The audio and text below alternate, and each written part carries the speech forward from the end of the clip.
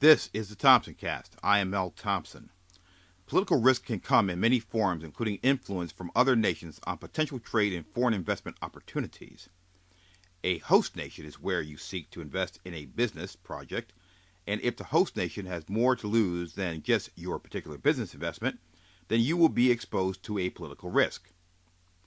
China has announced $20 billion in loans to African nations over the next 3 years. China is doing this at a time when its economy is cooling and international tensions are rising with the U.S. and others over the South China Sea and Syria. As to the South China Sea, the dispute centers on access to oil and gas reserves and has placed China at odds with other regional nations including Vietnam and the Philippines.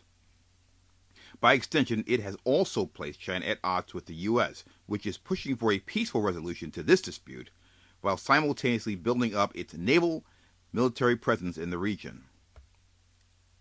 The Syria issue is a simple case of China refusing to side with the U.S. and other Western powers, many of whom they have robust trade with, over sanctions on the Syrian government for slaughtering their own people.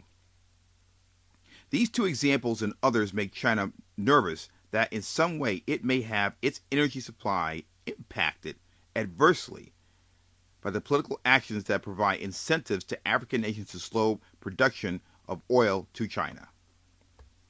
In other words, they fear a tit-for-tat situation where their policies are used as a reason by other nations to slow their energy supplies from African countries who export to China.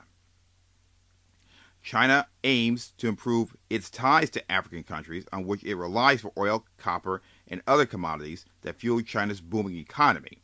To assure relations stay on a good track, China has recently increased its aid to certain African nations that it relies on for oil. It makes sense that the Chinese policy is to increase aid in an attempt to stall actions by the U.S. or others to use the oil from certain African countries as a weapon against China in the South China Sea and Syrian disputes. In other words, giving economic incentives to African nations that supply China to slow production, increase their energy needs, and then use this as a bargaining chip over the South China Sea and Syria. It seems China is trying to buy an insurance policy against this diplomatic tactic by increasing its own aid to these nations. Direct foreign investors and businesses need to consider the possibility that China, as part of its aid package, has made it clear that U.S. investors and businesses are to be treated differently than other nations in return for Chinese funds. Let's not be naive. This is politics, and these types of unwritten agreements occur all the time. And when I say treat U.S. investors and businesses differently, I mean in the sense of change in trade and economic policy that alter access to markets, increase the cost of doing business while simultaneously lowering the return on investment for U.S. direct foreign investors. Clearly, this would be the worst kept secret on earth, but that is the point. If we knew it may happen, or if we know it is happening, we may not pursue policies that slow exports to China. It is not that simple, and because this is what I call hard diplomacy, it will not deter the U.S. in attempting to use African oil as a tool to control China.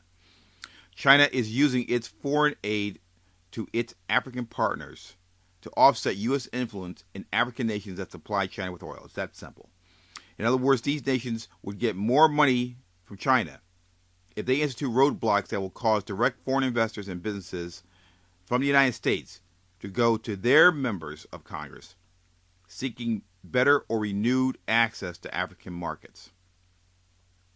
Yet the Chinese have a understanding of how our domestic politics work, including access to power by those with means to get it. The political risk has nothing to do with your business or investment in a project in a certain African country. The investments in the energy markets and business opportunities in business markets are absolutely not the main target. The main target is forcing U.S. policy to change in respect to how it is directed potentially at African nations with the intent to influence them to put pressure on China so that China will side with the U.S. on Syria and back off on some of its more robust and threatening talk over the South China Sea. The political risk are other issues that force the U.S. and others to use access to African oil as a diplomatic tool, and thus the result is that China buys roadblocks to you. They cause roadblocks to what you want to do. My message here is very clear. Make yourself aware of geographic politics or geopolitics.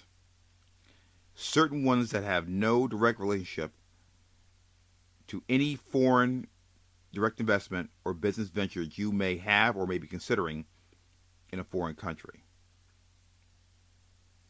Whether you realize it or not, these interests that you have could be pawns in a diplomatic game being played far away from where the target project and investment may lie. Let me also say that I have no issue with diplomacy being used to prevent the slaughter of innocent people in Syria or elsewhere, nor do I have a problem with diplomacy being used to prevent a war in the South China Sea, particularly a war over gas and oil reserves. If anything can be said, I absolutely support diplomacy that prevents these things from happening. My intent is just to give you a heads up and get you to understand that where you're looking to invest and do business may be impacted by things that are not even on your radar screen right now, and we're all globally connected and it all matters.